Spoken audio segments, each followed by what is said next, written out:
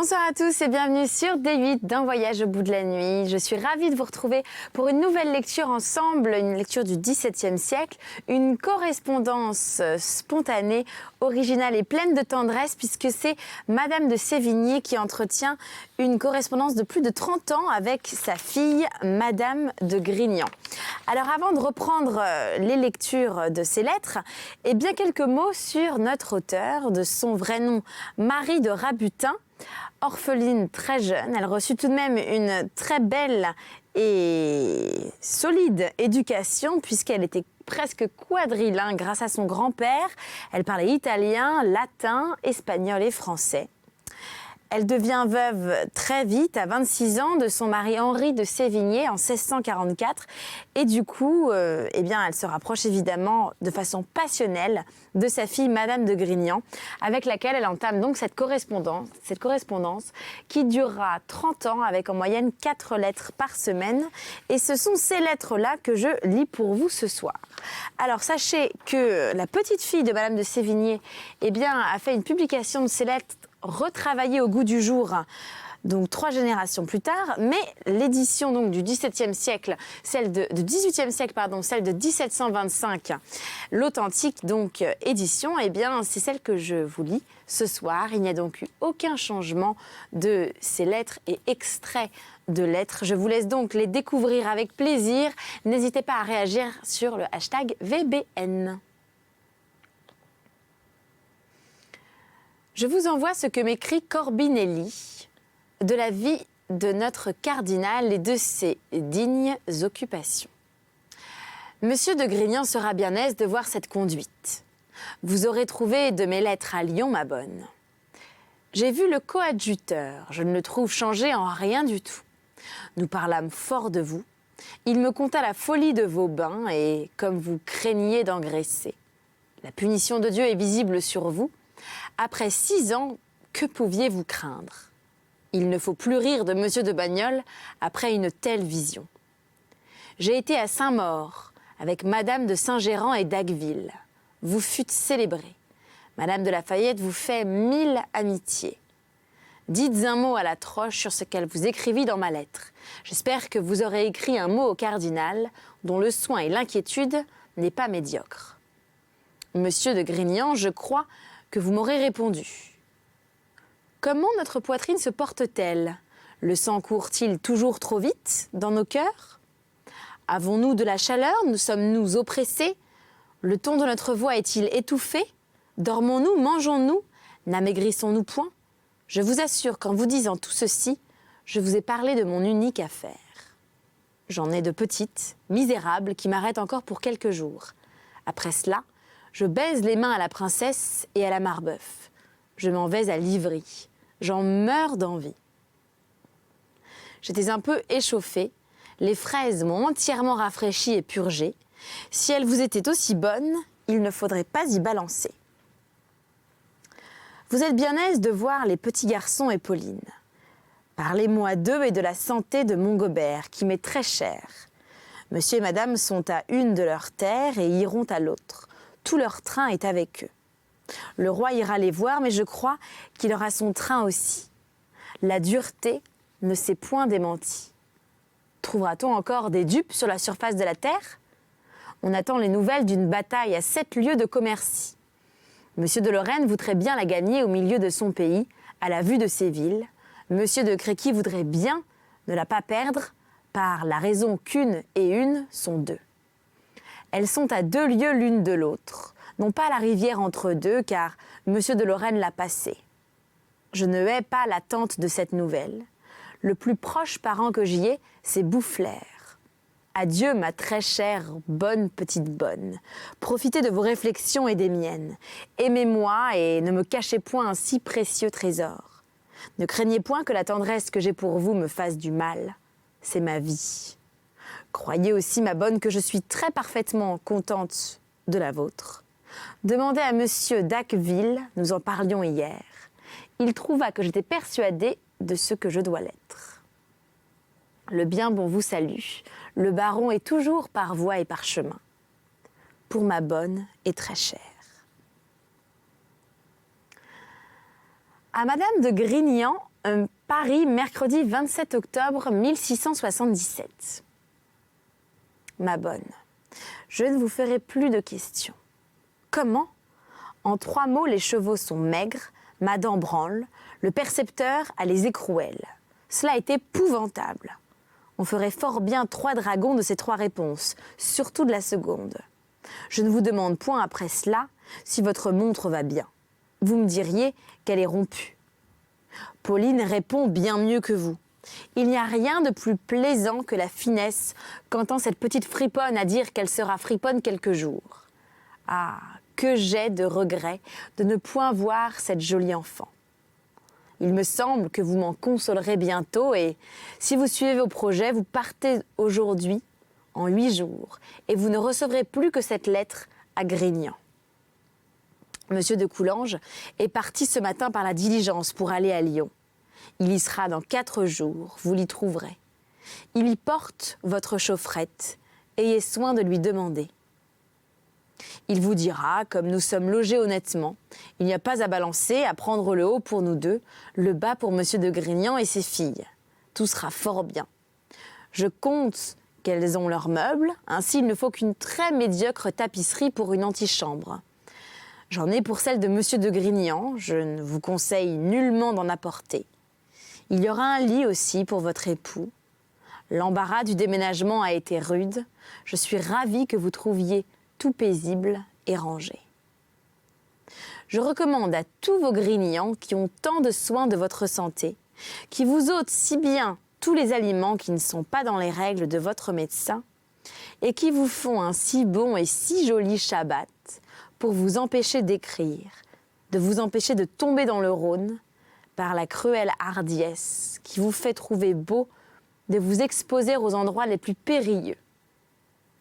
Je l'ai pris d'être des poltrons et de descendre avec vous. Vous ne voulez pas ? Eh bien, Dieu vous bénisse, je n'aurai point de repos que vous ne soyez à Lyon. Je voudrais bien que vous y trouvassiez votre juste au corps. C'est une chose fâcheuse que de le perdre, du prix et de la beauté dont il est. J'en parlais encore avant-hier à monsieur le coadjuteur. Il parle longtemps et compte qu'il l'a donné à un moine qu'il connaît et qu'il ne peut pas être perdu. Mais cependant, vous ne l'avez pas. J'en suis dans un véritable chagrin. J'en avais écrit à Roujoux, la petite Deville au chat marié. Écrivez-en un mot avant que d'arriver à monsieur Charrier. Enfin, on ne sait où s'adresser. Le dessus était à madame de Rochebonne. Plût à Dieu que mon voyage de Vichy ne m'eût pas empêché de prendre ce petit soin. J'aurais été peut-être plus heureuse. Je trouve, ma très bonne, que je la serais beaucoup de vous donner ma poule bouillie. La place que vous me demandez à ma table vous est bien parfaitement assurée. Le régime que vos Grignans vous font observer est fait exprès pour mon ordinaire. Je m'entends avec Guisoni pour le retranchement de tous les ragoûts. Venez donc, ma très aimable. On ne vous défend pas d'être reçue avec un cœur plein d'une véritable tendresse. C'est de ce côté que je vous ferai de grands festins. Je suis fort aise de vous voir disposé comme vous êtes pour monsieur de Marseille. Et mon Dieu, que cela est bien, qu'il y a de noirceur et d'apparence, d'aigreur à conserver longtemps ces sortes de haine. Elles doivent passer avec les affaires qui les causaient, et point charger son cœur d'une colère nuisible en ce monde-ci et en l'autre. Vous en serez encore plus aimé de madame de Vin et de monsieur de Pouponne. Cela les tirera d'un grand embarras. Tout ce qui fâche monsieur de Grignan, c'est que votre médecin ait eu plus de pouvoir que votre confesseur, car je compte qu'il est toujours homme de bien. Il viendra, ce pauvre homme, dans une saison fâcheuse. J'ai fait des merveilles pour la pluie depuis 2 jours. Si je fais aussi bien pour le beau temps, vous ne serez pas à plaindre. Mais le moyen d'avoir du chagrin, avec une si bonne et si aimable compagnie, j'ai regret qu'ils aient brûlé tout ce qu'ils m'écrivaient. Je pense que c'était grand dommage. Le chevalier est bien plaisant de vouloir empêcher la bise de souffler. Elle est dans la maison avant lui. Et l'en chassera plutôt qu'elle n'en sera chassée. Je parlerai d'un précepteur pour le marquis. Adieu, ma chère bonne. N'apportez point de meubles, vous en trouverez. Ce n'est pas la peine pour le peu qu'il reste à meubler. Quand monsieur de Grignan sera venu, il vous faudra quelques linges de table. Ma belle, n'apportez point une si effroyable quantité de ballots. Quand je songe à 32 que vous emportâtes, cela fait peur. Monsieur le chancelier est mort, de pure vieillesse. J'ai 1000 bagatelles à vous compter, mais ce sera quand je vous verrai, mon Dieu, quelle joie. 1000 amitiés à tous vos aimables Grignans. Le bien bon est tout à vous. Je souhaite fort que l'or potable fasse du bien à la belle Rochebonne. Madame de Sanzeille prendrait tous les remèdes les plus difficiles pour être guérie. La fièvre reprend à tout moment à notre pauvre cardinal. Vous devriez joindre vos prières aux nôtres pour lui faire quitter un air si maudit. Il ne peut pas aller loin avec une fièvre continuelle, j'en ai le cœur triste. C'est monsieur Letellier qui est chancelier. Je trouve cela fort bien. Il est beau de mourir dans la dignité. À Guitaut, Paris, lundi 15 novembre 1677. Comment vous portez-vous, monsieur et madame, de votre voyage? Vous avez eu un assez beau temps? Pour moi, j'ai une colique néphrétique et bilieuse, rien que cela, qui m'a duré depuis le mardi, lendemain de votre départ, jusqu'à vendredi. Ces jours sont longs à passer. Et si je voulais vous dire que depuis que vous êtes partis, les jours m'ont duré des siècles, il y aurait un air assez poétique dans cette exagération. Et ce serait pourtant une vérité. Je fus saignée le mercredi à 10h du soir, et parce que je suis très difficile, on m'en tirera 4 palettes, afin de n'y pas revenir une seconde fois. Enfin, à force de remèdes, de ce que l'on appelle remèdes, dont on compterait aussitôt le nombre que celui des sables de la mer, je me suis trouvée guérie le vendredi. Le samedi, on me purge, afin de ne manquer à rien. Le dimanche, je vais à la messe avec une pâleur honnête qui faisait voir à mes amis que j'avais été digne de leurs soins. Et aujourd'hui, je garde ma chambre et fais l'entendu dans mon hôtel de Carnavalet, que vous ne reconnaîtriez pas depuis qu'il est rangé. J'y attends la belle Grignan dans 5 ou 6 jours. Elle prend la rivière, ainsi vous ne la prendrez point. Je n'eusse pas été de cet avis si j'eusse été du conseil tenu à Lyon, car outre que les chemins de Bourgogne sont encore fort beaux, la circonstance de trouver Époisse sur mon chemin, avec le maître et la maîtresse et tout le petit peuple, et la très bonne m'aurait entièrement déterminée. Je vous demanderai le second tome du voyage des Grignans, et cependant, je vous supplie d'être mon correspondant avec Gautier et de vouloir bien faire comprendre à la maison que vous prenez un grand intérêt à votre petite servante. Il fait encore des folies sur nos réparations, et à force de vouloir soutenir mon vieux château, il me fera tomber dans la misère de n'avoir pas de quoi souper cet hiver. Je laisse à M. d'Acqueville le soin des nouvelles de l'Europe, et je prends celui de vous aimer, de vous honorer, et d'être toute ma vie dans tous vos intérêts. Bonjour, la beauté, me regarderait-elle si je lui baisais une main? Le bon abbé vous est entièrement acquis et vous prie de compter sur lui. Monsieur Rabutin-Chantal. 27 mai 1678, au comte de Grignan.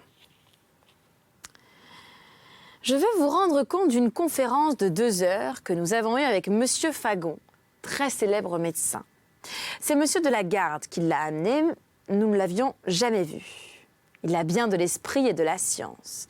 Il parle avec une connaissance et une capacité qui surprend, et n'est point dans la routine des autres médecins qui accablent de remèdes. Il n'ordonne rien que de bons aliments. Il trouve la maigreur de ma fille et la faiblesse fort grande. Il voudrait bien qu'elle prît du lait comme le remède le plus salutaire, mais l'aversion qu'elle y a fait, qu'il n'ose seulement le proposer, elle prend le demi-bain et des bouillons rafraîchissants. Il ne la veut contraindre sur rien, mais quand elle lui a dit que sa maigreur n'était rien et qu'après avoir été grasse on devient maigre, il lui a dit qu'elle se trompait, que sa maigreur venait de la sécheresse de ses poumons, qui commençaient à se flétrir et qu'elle ne demeurerait point comme elle est, qu'il fallait ou qu'elle se remît en santé, ou que sa maigreur viendrait jusqu'à l'excès, qu'il n'y avait point de milieu, que ses langueurs, ses lassitudes, ses pertes de voix marquaient que son mal était au poumon qui lui conseillait la tranquillité, le repos, les régimes doux et surtout de ne point écrire, qu'il espérait qu'elle pourrait se remettre, mais que si elle ne se rétablissait pas, elle irait toujours de pis en pis. Monsieur de la Garde a été témoin de tout ce discours. Envoyez-lui ma lettre si vous voulez. J'ai demandé à monsieur Fagon si l'air subtil lui était contraire. Il l'a dit qu'il l'était beaucoup. Je lui ai dit l'envie que j'avais eue de la retenir ici pendant les chaleurs et qu'elle ne partit que cet automne pour passer l'hiver à Aix, dont l'air est bon, que vous ne souhaitiez au monde que sa santé et que ce n'était qu'elle que nous avions à combattre pour l'empêcher de partir tout à l'heure. Nous en sommes demeurés là. Monsieur de la Garde a été témoin de tout. J'ai cru que je devais vous faire part de tout ce qui s'est passé en vous protestant que l'envie de la voir plus longtemps, quoi que ce soit le plus grand plaisir de ma vie, ne m'oblige point à vous reparler encore sur ce sujet. Mais je croirais que vous auriez sujet de vous plaindre de moi si je vous laissais dans la pensée que son mal ne fut pas plus considérable qu'il l'a été. Il l'est d'autant plus qu'il y a 1 an qu'il dure, et cette longueur est tout ce qu'il y a à craindre. Vous me direz que je la retienne, je vous répondrai que je n'y ai aucun pouvoir, qu'il n'y a que vous ou monsieur de la Garde qui puissiez fixer ces incertitudes. À moins que sa tranquillité ne vienne par là, il n'en faut point espérer, et n'en ayant point, il vaut mieux qu'elle hasarde sa vie. Elle a pour vous et pour ses justes devoirs un attachement très raisonnable et très juste, à moins qu'elle ne retrouve par la pensée de vous plaire la douceur qu'elle trouverait d'être auprès de vous. Son séjour ici lui ferait plus de mal que de bien. Ainsi, monsieur, c'est vous seul qui êtes le maître d'une santé et d'une vie qui est à vous. Prenez donc vos mesures. Chargez-vous de l'événement du voyage ou donnez-lui un repos qui l'empêche d'être dévorée et qui la fasse profiter des 3 mois qu'elle sera ici. Je vous embrasse de tout mon cœur. Je ne m'étonne pas si vous ignorez l'état où elle est. Sa fantaisie, c'est de dire toujours qu'elle se porte fort bien. Plût à Dieu que cela fût vrai et qu'elle fût avec vous. Je ne veux pour témoin du contraire que monsieur l'abbé de Grignan, monsieur de la Garde et tous ceux qui la voient et qui y prennent quelque intérêt. 1er juin 1679, à madame de Grignan. À Livry, jeudi au soir. Le temps est fort triste et tout à fait tourné à la pluie. Ne venez point vous dégoûter entièrement de cette petite solitude. Il reviendra encore quelques beaux jours. Si vous venez nonobstant le temps, je les trouverai fort heureux. Pour moi, je soutiendrai ici ma petite gageure et m'en retournerai bien vite auprès de vous. Je n'ai pas laissé de me promener ce soir. Il y avait une sainte horreur assez charmante, mais en vérité la solitude ressemblait trop à celle que mademoiselle d'Alérac nous proposait l'autre jour. L'Odyssée m'est fort nécessaire. Je suis assurée que ce livre me divertira. Bonsoir, ma chère bonne. Peut-être que le soleil me fera changer d'avis demain matin. Surtout, ma bonne, ne vous fatiguez point et conservez cette santé si délicate. J'embrasse tout ce qui est autour de vous. À Guitaut, toujours ce jeudi 1er juin 1679. Ma fille commence à ne plus parler que d'aller à Époisse, en allant à Grignan. Mais comme sa santé n'est point encore en état d'envisager un si grand voyage, j'espère que monsieur de Grignan, n'ayant rien à faire en Provence, la cour étant ici, aimant fort tendrement madame sa femme, ne se pressera point de partir et lui laissera achever paisiblement des eaux de votre bonne sainte reine, qu'elle prend et qui lui font beaucoup de bien. Ensuite, du lait et enfin, donnera tout le loisir nécessaire pour la tirer de cette étrange maigreur où elle est tombée. Cependant, sa poitrine se porte mieux depuis les grandes sueurs qu'elle a eues dans sa fièvre tierce, qui l'ont persuadée que ce qui piquait sa poitrine était des sérosités que les sueurs ont fait sortir. Il y a quelque apparence, mais aussi elle devrait être plus forte et moins maigre qu'elle n'est si elle n'était guérie de ce côté-là. De sorte que nous attendons avec impatience l'effet des remèdes qu'elle prend et qu'elle prendra. Il me semble que votre curiosité et votre amitié ne peuvent pas souhaiter un plus beau détail que celui que je vous mande. Si vous m'aviez un peu parlé de vous et de votre famille dans votre lettre, vous m'auriez fait plus de plaisir, car à mon sens, autant qu'on s'ennuie des circonstances sur les choses indifférentes, autant qu'on les aime sur celles qui tiennent au cœur, adieu, monsieur et madame. Pour avoir trop à discourir sur les nouvelles, je n'en dirai rien du tout. Plusieurs guerriers s'en vont en Allemagne pour ne point faire la guerre, mais pour faire peur à monsieur de Brandebourg. Adieu la beauté, adieu la très bonne. Notre abbé vous salue. À Madame de Grignan, lundi au soir, printemps-été 1679. Tout est gratté, tout est tondu, tout est propre, tout est disposé à vous recevoir. Voilà votre carrosse et mes chevaux. Disposez absolument de tout ce qui est à moi, réglé, ordonné, commandé, car ma fantaisie et ma sorte d'amitié, c'est d'aimer 100 fois mieux votre volonté que la mienne, et de me trouver toujours toute disposée à suivre vos desseins. Votre fils est gaillard et mange comme un petit démon dans l'air de cette forêt. Le bien bon vous embrasse. À Madame de Grignan, samedi au soir. Vous qui savez, ma bonne, comme je suis frappée des illusions et des fantômes, vous deviez bien m'épargner la vilaine idée des dernières paroles que vous m'avez dites. Si je ne vous aime pas, si je ne suis point aise de vous voir, si j'aime mieux Livry que vous, je vous avoue, ma belle, que je suis la plus trompée de toutes les personnes du monde. J'ai fait mon possible pour oublier vos reproches, et je n'ai pas eu beaucoup de peine à les trouver injustes. Demeurez à Paris, et vous verrez si je n'y courrais pas avec bien plus de joie que je ne suis venue ici. Je me suis un peu remise en pensant à tout ce que vous allez faire, où je ne serai point, et vous savez bien qu'il n'y a guère d'heure où vous puissiez me regretter. Mais je ne suis pas de même et j'aime à vous regarder et à n'être pas loin de vous pendant que vous êtes en ces pays où les mois vous paraissent si longs. Il me paraîtrait tout de même si j'étais longtemps comme je suis présentement. Je voudrais bien que votre poumon fût rafraîchi de l'air que j'ai respiré ce soir. Pendant que nous mourions à Paris, il faisait ici un orage, jeudi, qui rend encore l'air tout gracieux. Bonsoir, ma très chère. J'attends de vos nouvelles et vous souhaite une santé comme la mienne. Je voudrais avoir la vôtre à rétablir. Voilà mes chevaux dont vous ferez tout ce qui vous plaira. Toujours à Madame de Grignan, printemps-été 1679. J'ai mal dormi. Vous m'accablâtes hier au soir. Je n'ai pu supporter votre injustice. Je vois plus que les autres toutes les qualités admirables que Dieu vous a données. J'admire votre courage, votre conduite. Je suis persuadée du fond de l'amitié que vous avez pour moi. Toutes ces vérités sont établies dans le monde et plus encore chez mes amis. Je serais bien fâchée qu'on pût douter que vous aimant comme je fais, vous ne fussiez point pour moi comme vous êtes. Qu'y a-t-il donc ? C'est que c'est moi qui ai toutes les imperfections dont vous vous chargez hier au soir.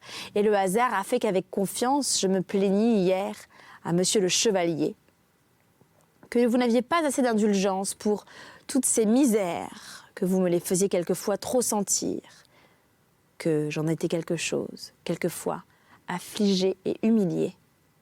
Vous m'accusez aussi de parler à des personnes à qui je ne dis jamais rien de ce qu'il ne faut point dire. Vous me faites sur cela une injustice trop criante. Vous donnez trop à vos préhensions. Quand elles sont établies, la raison et la vérité n'entrent plus chez vous. Je disais tout cela uniquement à monsieur le chevalier.